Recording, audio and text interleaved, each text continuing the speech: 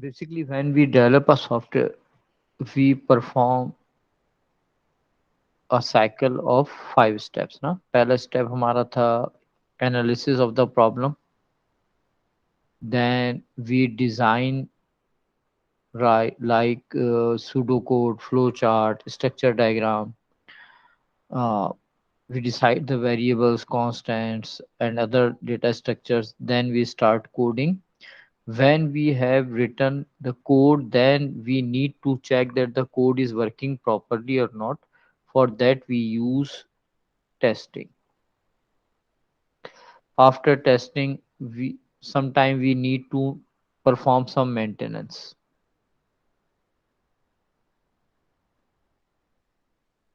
So there are different stages now.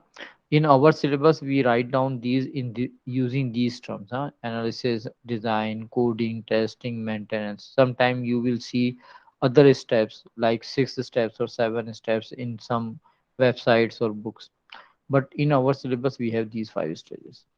Out of these, there is a stage that is known as testing. The purpose of testing is to check that the data is our program is working properly or not. ठीक है भाई. तो अब testing के अंदर हमारे पास जो भी है इसको आप देख लें, और फिर उसके बाद मैं इसको डिस्क्राइब कर देता हूँ. अच्छा, I have shared notes with you ना, तो उसके अंदर आप ये देखोगे सारे स्टेप्स दिए हुए, टेस्टिंग भी उसमें गिवन है. तो हाँ बेटा, ये हमारे पास है. अच्छा, these are the terms which you need to study in testing, like trace table, runtime error, a test strategy, आपका test plan, आपका dry run, walkthrough, normal data, abnormal data, extreme data, boundary data, white box testing, black box testing, integration testing, stub testing, and alpha testing, beta testing, acceptance testing. ये सारी चीजें आपको देखनी है one after another. ठीक है बेटा. तो सबसे पहले suppose we have written a code and we want to check that the code is working properly और नॉट. कोई भी कोड हमने लिखा, suppose we are asked to calculate average of two numbers, तो हमने एक कोड लिख दिया. क्या कोड लिखा? हमने लिखा input num1 num2 sum equals to num1 plus num2 average equals to sum divide by 2 and print average. Right, ये हमने कोड लिखा. अब हमें इस कोड को टेस्ट करना है कि इट इज वर्किंग प्रॉपरली और नॉट. तो we use different types of data to test this algorithm. अच्छा, we have test data. The purpose of test data is to test the correctness of the algorithm. ठीक है. अब ये test data को हम different types में divide करते हैं. Number one is normal data. Normal data is a data that works. Huh? Normal data is a data that is acceptable for the algorithm. Algorithm should accept this data, right? Normal data. Then there are some type of abnormal data. This data is a data that will not work, or data that should be rejected. If your algorithm is not accepting normal data, so we will say that there is an error in the algorithm. Or if our algorithm is not rejecting abnormal data, then we will say that there are some errors in our algorithm, right? Acha, then there are some extreme data. Extreme data is a data that is highest and lowest acceptable values. And sometimes we have boundary data. We will see all these, huh? Acha bhai. For example, here we need to declare variables num1, num2. We say that num1, num2 are real numbers, means numbers with fractional part. Now, what will be the normal data for num1, num2, then we calculate sum and we calculate average, right? If we are writing 50 and 40, so this data should be accepted, है ना? 50 और 40 का average निकाल सकते हैं हम. हाँ, if we are writing 70 and 80, तो आप इनका एवरेज निकाल सकते हैं. But if we are writing 10 and 20, can we calculate average of these 10 and 20? No, sir. No, because this is string, right? So we say that these two data items are normal data and this is abnormal data.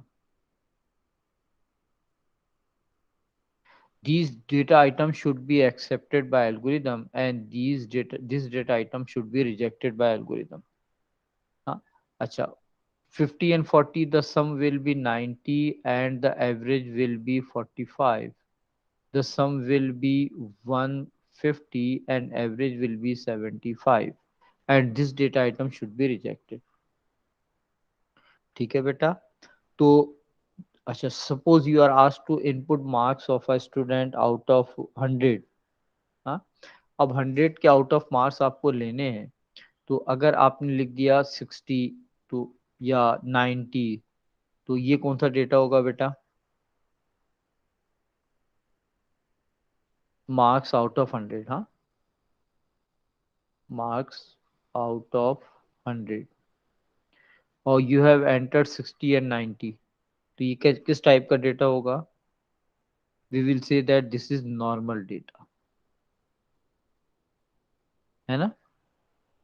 अच्छा, अगर हमने लिख दिया -20 और 120, तो So that's abnormal. Abnormal data. अच्छा, मैंने लिख दिया 0 या 100. This is highest acceptable value and lowest acceptable value. These are known as extreme data.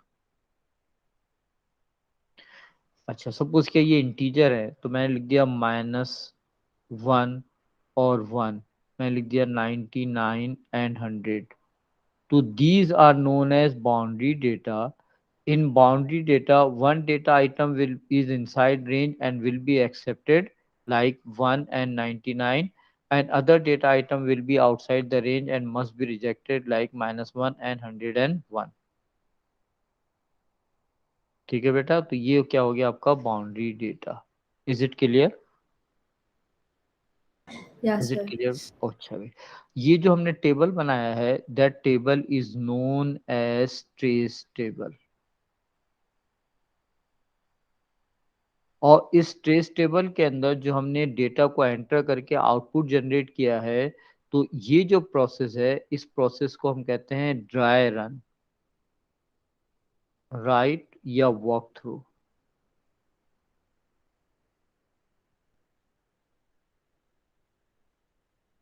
ठीक है बेटा, ड्राई रन या वॉक थ्रू क्या है कि we are entering data in a trace table written on a paper and we are checking that is it working properly or not.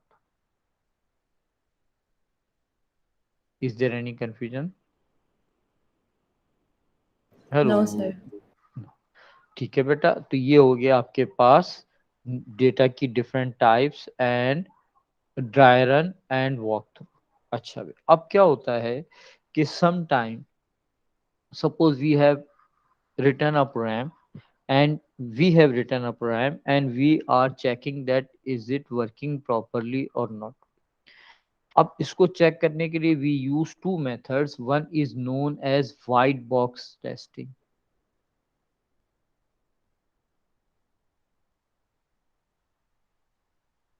and other one is known as black box testing. अच्छा बेटा, what we do in white box testing and what we do in black box testing. In white box testing, we will note uh, changes in each variable throughout the program execution. And in black box testing, we just enter the data and we just look the result.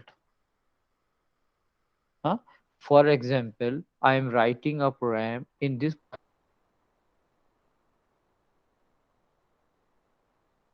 and what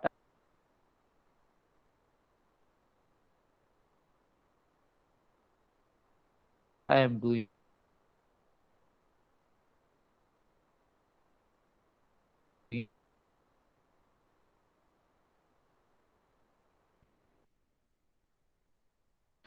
then I am decrementing the num by 1.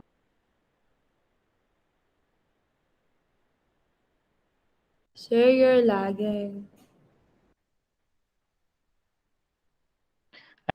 अच्छा देखो बेटा हम क्या कर रहे हैं I have written a program इस program के अंदर पहली statement में what we are doing we are we input a number second step में हम क्या कर रहे हैं कि हम इसको increment by 1 कर रहे हैं इन थर्ड स्टेप हम इसको इसका स्क्वायर निकाल रहे हैं इन फोर्थ स्टेप हम इनमें से डेक्रीमेंट बाय 1 कर रहे हैं और फिर नम का आउटपुट दे रहे हैं ठीक है बेटू अच्छा suppose you have input a num 5 what will be output मेरे बच्चों what will be the output Sir, I can't see it. So can you go why back मेरा to the बच्चा can you go back to your screen?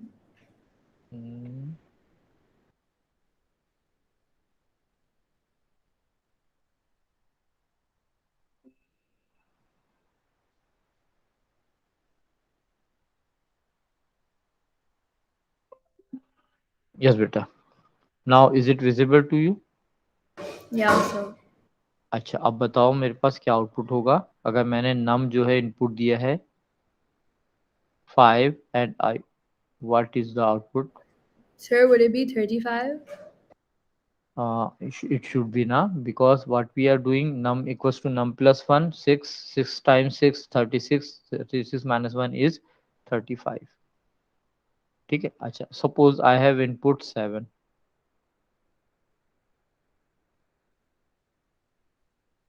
There should be 63. 63 right अच्छा what we are doing we just input the number and we see the output this is your black box testing अच्छा भाई अब हम क्या कर रहे हैं हम ये लिख रहे हैं कि num and output अच्छा हमने क्या नम इनपुट लिया 5 ये लाइन एग्जीक्यूट हो गई then we increment the num by 1 so it will be 6 then we calculate the square so it will be 36 and then we decrement it by 1 it will be 35 and then we output now the output is 30 this is known as white box testing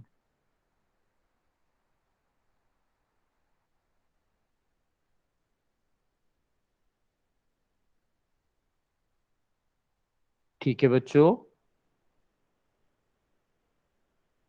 मेरे Sir, I बच्चों don't get it. Like, what's the difference? In black box, they've just done the num and the output, but in white box, is it like they've done every single step? Yes, we see at every single step what is happening with the variable or constant or sorry, variable or array or right. Also, sir, in our teacher's slides, she's included this extreme and normal and abnormal data as part of black box testing. She So has is it part of included that? extreme and maybe we can use it in black box testing or we can use in white box testing. We just So it can input be data used in and both. we हाँ मेरा बच्चा हाँ दोनों में use कर सकते हैं ना आपको अगर हम ये देख रहे हैं कि what is happening in the variable when we have input the data it may be normal it may be extreme data what is going on the data so this will be no in every step so it will be white box testing or we just input the data and see the output then it will be black box testing no Okay, matter sir. what type of data is it right ठीक है बेटा Yeah. Okay. चले, ये तो हो गया हमारे पास white box testing and black box testing. Then we have some more testing ना, like we have uh, mm, alpha testing,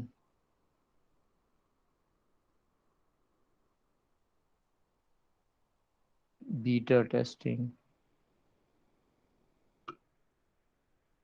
acceptance testing,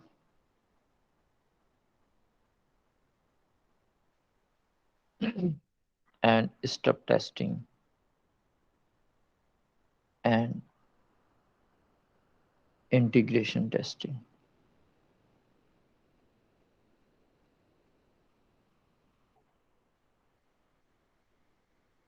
अच्छा भाई, now alpha testing. We have uh, written a program and we have performed white box and black white box testing. We are a programmer and we have written a program, और जब भी हम program को लिख रहे होते हैं तो हम उसको टेस्ट भी कर रहे होते हैं. We enter data and check it's working. ठीक है, वो हमारे पास इतना टाइम नहीं होता है कि हम हर डेटा सेट को हम एंटर करें. हम एक दो डेटा सेट को एंटर करके हम चेक कर लेते हैं कि इज इट वर्किंग और प्रॉपरली और not. After finalizing our program, what we do, we hand over our software to some data entry operators. They are working in our software house. Means this is in-house testing. ये in-house testing है. अच्छा, in-house testing के अंदर what we do, we hand over our program to some data entry operators and we give them uh, a vast data set to enter the data in computer in this program and check that is it working properly or not. हाँ? तो हमने क्या किया, बहुत सारा data हमने दे दिया data entry operator को. हमने कहा कि भाई इस डेटा को एंटर करके चेक करो कि व्हाट इज द आउटपुट और इट इज वर्किंग प्रॉपरली और नॉट, और जो आउटपुट है वो रिक्वायर्ड आउटपुट इज प्रोड्यूस्ड और not. Test data is a data that's output we know. हाँ, अगर हमारे पास एक डेटा है हमारे पास तो हम क्या करते हैं, सपोज किया वी हैव एंटर 50 एंड 40 और हम एवरेज निकाल रहे हैं, तो we must know that the output will be 45. We know, ठीक है ना. अब अगर हमने ये डेटा कंप्यूटर के अंदर एंटर किया और कंप्यूटर ने भी 45 एंटर किया, तो basically we are checking computer, not our self. हम ये नहीं कहेंगे कि हम सही थे, हम ये कहेंगे इसका मतलब ये हुआ कि our program is working properly. और अगर हमारे सॉफ्टवेयर ने 44 आउटपुट निकाल दिया या 46 आउटपुट निकाल दिया, तो then there will be an error in our software. जो हम जानते हैं वो तो करेक्ट है, कंप्यूटर ने भी वही प्रोड्यूस किया तो कंप्यूटर सही होगा. हम कंप्यूटर को चेक कर रहे हैं, अपने आप को नहीं. Is it clear?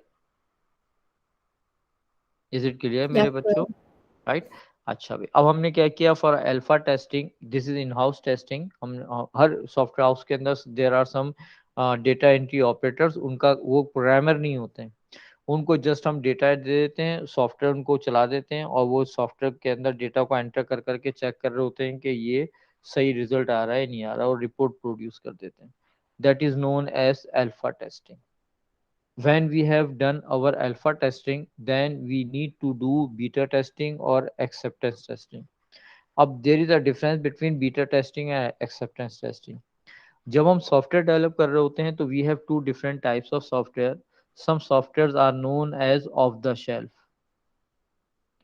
Of the shelf software वो सॉफ्टवेयर होते हैं जो आपने किसी स्पेसिफिक कंपनी के लिए नहीं बनाया होता है, जो जनरल होता है.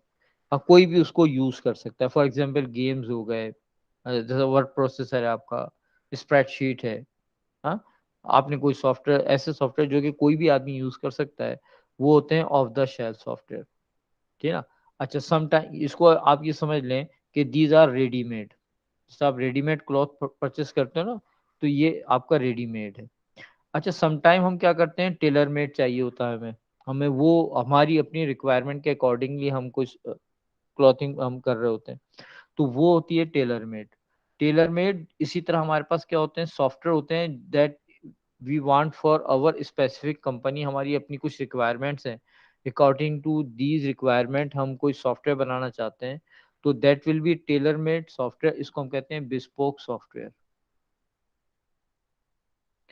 ठीक है, ये सॉफ्टवेयर आप ऐसे समझ लो जैसे कि टेलर मेड है. ठीक है। जब आपका कोई ऑफ द शेल्फ सॉफ्टवेयर होगा, तो अल्फा टेस्टिंग के बाद जब उस सॉफ्टवेयर को हम रिलीज करते हैं तो बेसिकली हम टेस्टिंग वर्जन रिलीज करते हैं। This is known as beta testing. हाँ, आपने देखा होगा बहुत सारे सॉफ्टवेयर के बीटा वर्जन आते हैं। वो बीटा वर्जन टेस्टिंग वर्जन होते हैं। अगर आपने उसमें कोई डेटा एंटर किया तो दे में वर्क प्रॉपरली, और हो सकता है उस सॉफ्टवेयर में कोई एरर हो और वो आप उस एरर को रिमूव, आपका डेटा लॉस हो जाए, जो भी बात। तो ऑफ द शेल्फ सॉफ्टवेयर को जब टेस्ट कर रहे होते हैं तो उसके लिए जो वर्ड यूज करते हैं वो क्या होती है भी हमारे पास, बीटा वर्ड, बीटा टेस्टिंग। और जो बिस्पोक सॉफ्टवेयर है, जो टेलर मेड सॉफ्टवेयर है, वो सॉफ्टवेयर हम क्या करते हैं, अपने क्लाइंट के हैंड ओवर करते हैं और उसको बोलते हैं this is a testing version, final नहीं है। इसको चलाकर चेक कर लें, इसमें कोई एरर्स हो तो उसको आप बताएं, हम उसे रिमूव कर देंगे। This is known as acceptance testing.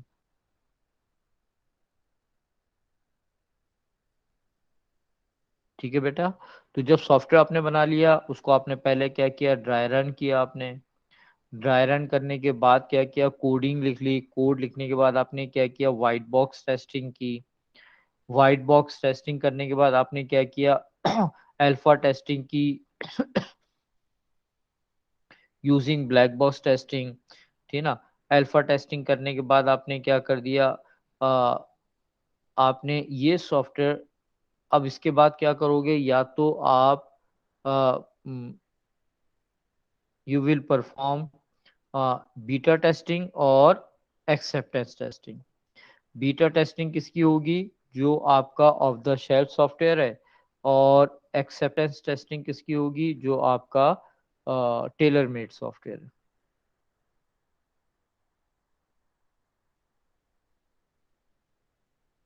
ठीक है बच्चों, is it clear? Yes, sir. अच्छा भाई, फिर उसके बाद एक लास्ट थिंग है, वो कहलाती है आपकी इंटीग्रेशन टेस्टिंग। होता ये है कि आप जब सॉफ्टवेयर बनाते हैं तो बेसिकली आप पूरा एक सॉफ्टवेयर एक आदमी से नहीं बनवाते हो। आप अपने सॉफ्टवेयर को छोटे छोटे मॉड्यूल्स में डिवाइड करते हो, और डिफरेंट टीम्स को आपने डिफरेंट मॉड्यूल्स दे दिए, उनसे बोला है कि भाई अब ये मॉड्यूल्स को आप बना लें। वो सारी की सारी टीम्स क्या करती हैं, उन मॉड्यूल्स को इंडिपेंडेंटली रन करती हैं, चेक करती हैं कि वो काम कर रहे हैं नहीं कर रहे हैं, सारे स्टेप्स होता है। अल्फा टेस्टिंग भी हो जाएगी, आप क्या कहते हैं, सॉरी, वाइट बॉक्स टेस्टिंग भी हो जाएगी, ब्लैक बॉक्स टेस्टिंग भी हो जाएगी, ड्राई रन करके भी उन्होंने देख लिया होगा, फिर अल्फा वाइट बॉक्स टेस्टिंग भी कर ली होगी और ब्लैक बॉक्स टेस्टिंग भी कर ली होगी। बट हर टीम ने अपने अपने मॉड्यूल को टेस्ट कर लिया होगा। ठीक है। इट इज पॉसिबल कि ये टीम के जो मॉड्यूल्स हैं वो इंडिपेंडेंटली वर्क कर रहे हों। हाँ, फिर उसके बाद हम क्या करते हैं, उन सारी जो मॉड्यूल्स हैं उनको कंबाइन करते हैं। जब हम उन्हें कंबाइन करते हैं तो we need to check that these modules are working properly और not after after combining them. तो इसको हम कहते हैं इंटीग्रेटिंग टेस्टिंग। आपने क्या किया, उन सबको एक सॉफ्टवेयर के अंदर इंटीग्रेट कर दिया और फिर उसके बाद उसकी टेस्टिंग कर रहे हैं। यानी डिफरेंट मॉड्यूल्स को आपने इंडिपेंडेंटली चलाकर चेक कर लिया था, फिर उसके बाद उन सारे मॉड्यूल्स को मर्ज करके भी आप क्या करते हो, उनको चलाकर चेक करते हो। तो ये क्या कहलाती है, आपकी इंटीग्रेटिंग टेस्टिंग। अच्छा, एक हमारे पास होती है स्टब टेस्टिंग। स्टब टेस्टिंग क्या है कि सपोज किया आप एक सॉफ्टवेयर बना रहे हो, उस सॉफ्टवेयर के अंदर एक कंपनी, एक को आपने बोल दिया है कि तुम्हें सॉफ्टवेयर का मेन्यू बनाना है, एक को आपने बोल दिया कि तुम्हें इनपुट का कोड बनाना है और उसकी वैलिडेशन करनी है, एक को आपने बोल दिया कि तुम्हें कैलकुलेशन करनी है, और एक को आपने कह दिया है कि तुम्हें रिपोर्ट बनानी है।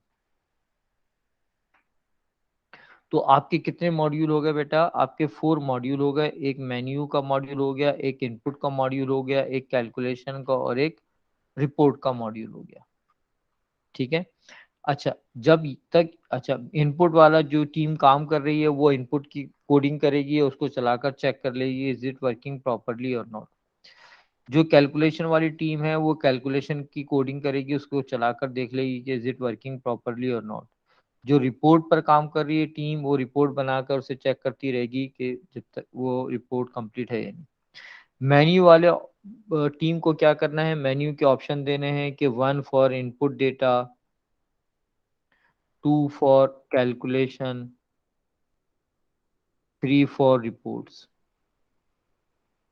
अच्छा भाई, अब क्या होगा, अब ये मेन्यू की टीम क्या करती है, इस सॉफ्टवेयर को चलाकर देखना चाहती है। तो मेन्यू को टीम को इस सॉफ्टवेयर को चेक करने के लिए, मेन्यू इज वर्किंग प्रॉपरली और not, menu team needs input, module of input, right, और module of calculation and module of reports. जब तक ये तीनों मॉड्यूल नहीं बनेंगे तब तक आपका मेन्यू वाली टीम कोई काम नहीं कर सकती, और कर सकती है। यस बच्चों, व्हाट यू से, मेरे बच्चों, हेलो, Sir, मेरा बच्चा सो गए? sir, can बच you repeat what you said about the menu again? देखो मेरे बच्चों, हमने क्या किया, अपना सॉफ्टवेयर, हमारा एक प्रोजेक्ट हमें मिला है। उस प्रोजेक्ट के अंदर हमें इनपुट का प्रोग्राम बनाना है, कैलकुलेशन परफॉर्म करनी है और रिपोर्ट्स जनरेट करनी है। ठीक है, कितने हो गए भी, 3 आपके मॉड्यूल हो गए। अच्छा, अब ये 3 है तो आप स्क्रीन के ऊपर क्या करोगे, मेन्यू डिस्प्ले करोगे कि भाई आपको इनपुट वाला प्रोग्राम चलाना है तो इनपुट वाला मॉड्यूल चलेगा, कैलकुलेशन करनी है तो कैलकुलेशन वाला, और आपको रिपोर्ट्स चाहिए तो रिपोर्ट वाला मॉड्यूल आप एग्जीक्यूट करोगे। ठीक है, तो आपके कितने मॉड्यूल हो गए, 4 मॉड्यूल हो गए। एक मेन्यू का मॉड्यूल हो गया, एक इनपुट का, एक calculation, and last one is report. अच्छा, जो टीम काम कर रही है इनपुट मॉड्यूल पर, वो उसको इनपुट लेकर चेक करती रहेगी, है ना, उसमें एरर्स आएंगे, सही करती रहेगी, जो भी है वैलिडेशन, ये वो सब कुछ। कैलकुलेशन वाला मॉड्यूल क्या करेगा, डेटा को इनपुट को कैलकुलेट करके चेक कर लेगा इज इट वर्किंग प्रॉपरली और नॉट। रिपोर्ट वाला क्या करेगा, रिपोर्ट्स को जनरेट करके चेक कर लेगा। ठीक है, मेन्यू वाले मॉड्यूल को क्या चाहिए कि ये तीनों मॉड्यूल कंप्लीट हो जाए तो फिर वो मेन्यू को चलाकर चेक कर सकता है। हेलो, हेलो मेरे Ji, sir. बच्चों। तो इसका मतलब ये कि मेन्यू पर जो टीम काम कर रही है वो तो आइडल बैठी हुई है, वो तो काम ही नहीं कर सकती, कि जब तक कि मैं इनपुट का मॉड्यूल कंप्लीट नहीं होगा, कैलकुलेशन का नहीं होगा, रिपोर्ट का नहीं होगा, मेन्यू का मॉड्यूल काम नहीं करेगा। तो ये टीम क्या करती है, ये टीम डमी मॉड्यूल बना लेती है। ये एक मॉड्यूल बनाती है किसका, इनपुट का, और इस मॉड्यूल के अंदर ये सिर्फ एक मैसेज डिस्प्ले करता है, ये प्रिंट करता है, इनपुट मॉड्यूल इज कॉल्ड, बस, और कोई काम नहीं कर रहा। ठीक है, एंड प्रोसीजर। ठीक है, तो अब फिर दूसरा एक मॉड्यूल बनाता है कैलकुलेशन का, उसके अंदर लिखता है, प्रिंट करता है, input, sorry, calculation module is called. तीसरा बनाता है रिपोर्ट का, उसके अंदर सिर्फ ये स्टेटमेंट लिख देता है, रिपोर्ट मॉड्यूल इज कॉल्ड। ठीक है, फिर उसके बाद वो क्या करता है कि 1 चलाने पर देखता है कि ये आउटपुट आ रहा है या नहीं आ रहा है। 2 चलाने पर देखता है कैलकुलेशन मॉड्यूल इस कॉल्ड का आउटपुट आ रहा है नहीं आ रहा है। 3 चलाकर देखता है कि रिपोर्ट मॉड्यूल इस कॉल्ड का आउटपुट आ रहा है या नहीं आ रहा है। तो अगर ये डमी मॉड्यूल्स को, हाँ, एक ऑप्शन तो इसके पास ये है कि it wait for the this team wait for the complete code, finalise code from input team, finalise code from the calculation team, finalise code from the report team.